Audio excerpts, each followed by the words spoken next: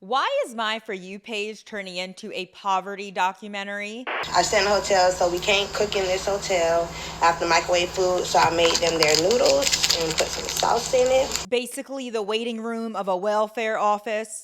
Spent an evening with a 27-year-old mom with 7 kids. 7 kids, EBT cards on camera, and a whole lot of Amazon wish lists. Clean my roaches up out my house. At least I have a house that have roaches in it.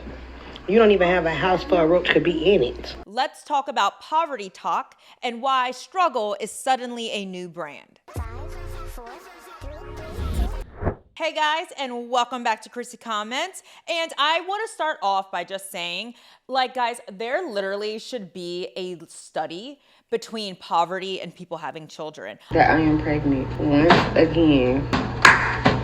I don't get it. I do not understand why you see the people with the lowest incomes have the most kids, and now we see them on TikTok, on social media, flaunting all of their EBT cards, all of the money they get for food, their Section 8 housing, basically welfare queens with all these goddamn kids on the system, and we look at it and we eat it up. We find it fascinating. I don't know whether we find it fascinating or that we're just angry at the fact we're not getting that money either.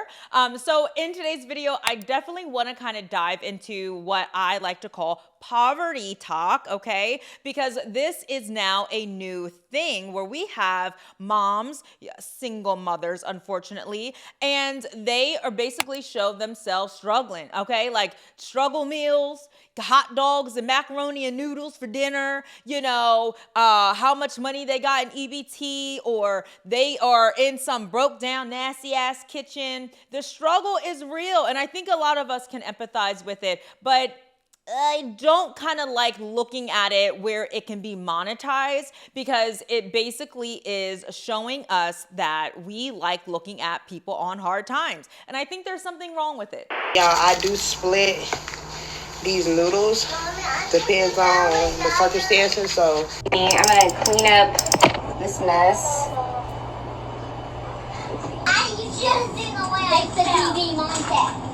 Oh, and I totally forgot to mention tomorrow's our 28 days, so we have to go spend a night at the other motel. So I'm gonna try to do a little extra cleaning up tonight, and I'm gonna get everybody showered. Okay, so quick definition. Poverty-Tok is content showcasing extreme struggle. It's really like the poverty, okay? It is the crowded apartments, empty fridges, clean kind of filthy homes, babies screaming everywhere, nasty laundry all over the floor and all over the bed, nobody picked up a broom in 10 days, and a caption with, oh, you know, I'm just keeping it real. Stay at home mom. Girl, how are you going to be a stay-at-home mom and you are on government assistance? That makes literally no sense to me. Remember, guys, don't forget to hit the like button. Give the video a thumbs up. Let's get it out there. Let's go, let's go, let's go. Now, my next point is my issue with the Poverty-Tok is I'm not mad at somebody monetizing something, right? I think in the age of social media, we all should be able to make a career doing whatever the hell we want to do with the camera, okay? My issue is the war that it is created. It is created what I like to call welfare fatigue, okay? Okay, let's talk about these welfare warriors.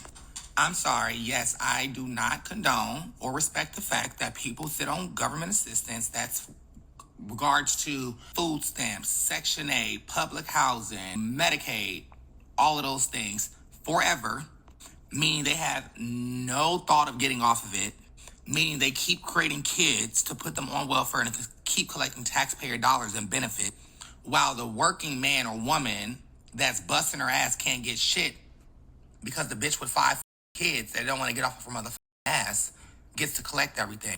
We literally see laws being passed in certain states where they are now banning certain foods off of the SNAP programs with you can agree or disagree with. I'm not really here to debate that, but I think we have all, social media has highlighted, this Poverty-Tok has highlighted the fact that we are so tired of people living off of the system.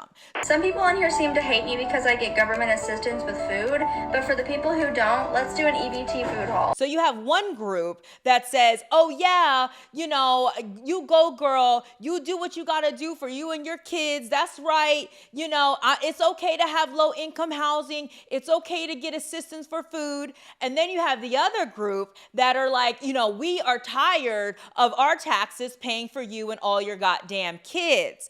And, you know, both sides have a point. They always do. They always have a point. The families in these clips become symbols of welfare instead of people who need welfare.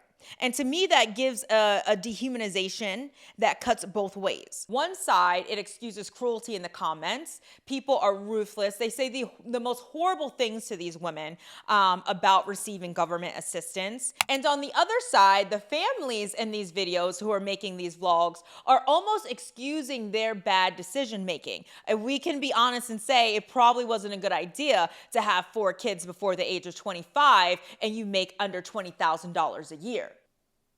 I think that's a fair assessment, right? And then they go, oh, now I can just go ahead and film it, monetize it on TikTok, and then boom, the internet is paying me and everything is all good. So with those both sides, we lose accountability and compassion at the same time.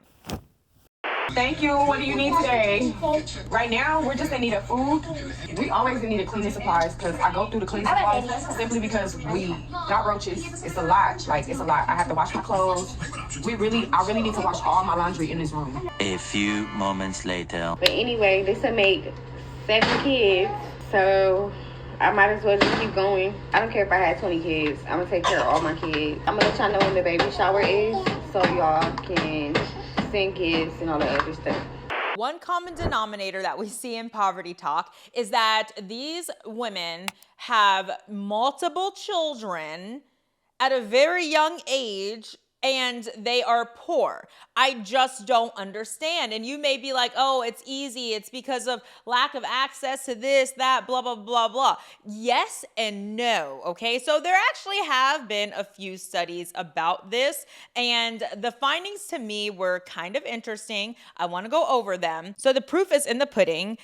Birth rates by income bracket. The birth rate for poor single women of reproductive age, excluding those who were trying to have children, is almost 5 times higher than the birth rate for the comparable group of women with incomes above 4 times the poverty line.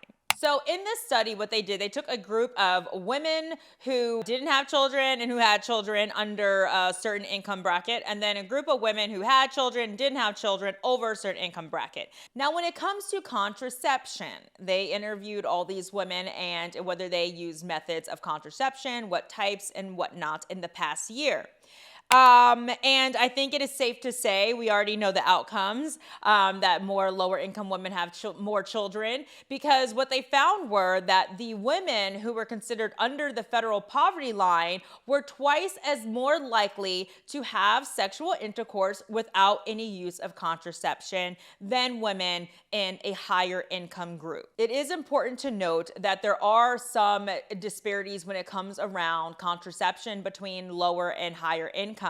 And the biggest thing that they found in the study is that lower income women are less likely to have access to the better forms of contraception, and those being the implant or the IUDs. They last longer, they're more effective against unwanted pregnancies. However, they come at a higher cost. So a woman who is making a certain income, maybe has private insurance, can go to her gyno and say, hey, pop that IUD up there, bro, and she's good to go. And for the next 5 years, she doesn't have to worry about any unwanted pregnancies and she can go on and live her life child-free. While as the woman under the federal poverty line most likely is on Medicaid, state government health insurance, and that may not be available to her. She may only have certain cheaper forms available to her for contraception, which is condoms and the pill. That's basically kind of it.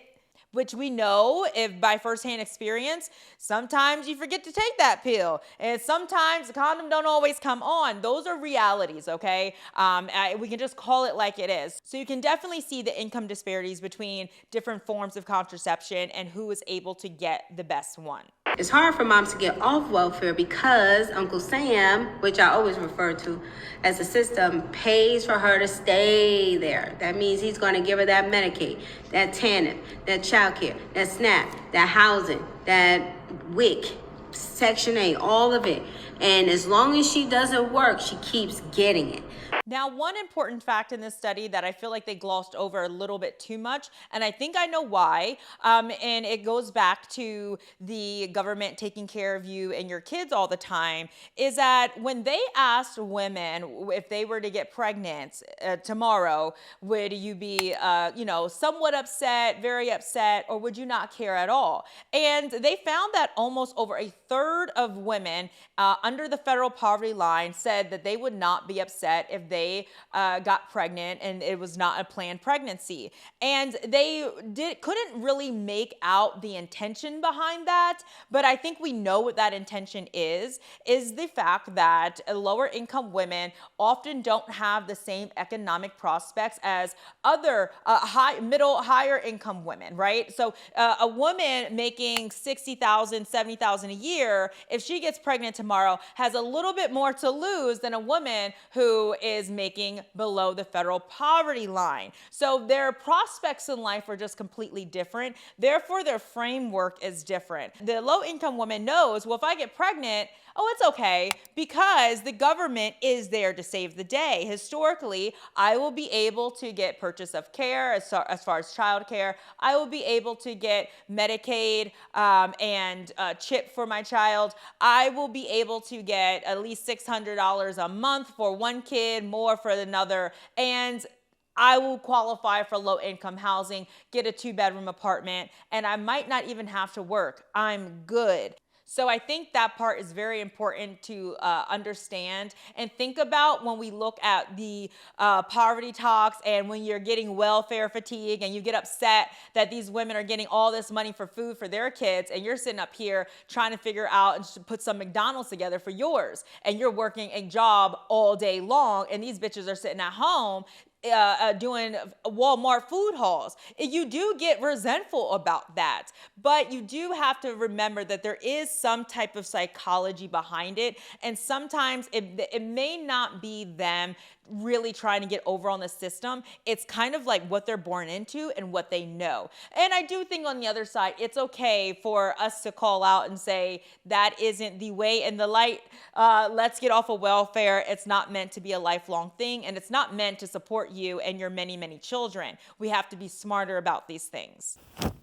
I don't want to humiliate these women in these videos, these vlogs, the poverty talk, but I also don't want to promote the behavior either. As a community, we need to normalize planning. We need to normalize family planning. We need to normalize contraception talks. We need to give real breakdowns of how much it is to take care of a child in today's America without Uncle Sam giving a hand. Welfare is not to be normalized. It is for people really on hard times and in need. It's not to be a forever thing. It's not for you to have no accountability when it comes to bringing children in this world and not having resources for them. We know better than this. We don't live in the Middle Ages anymore. We have things to circumvent unwanted and unplanned pregnancies to make your home life for your children better. So sound off in the comments. Does poverty talk help or harm? Drop help or harm in the comments and tell me why.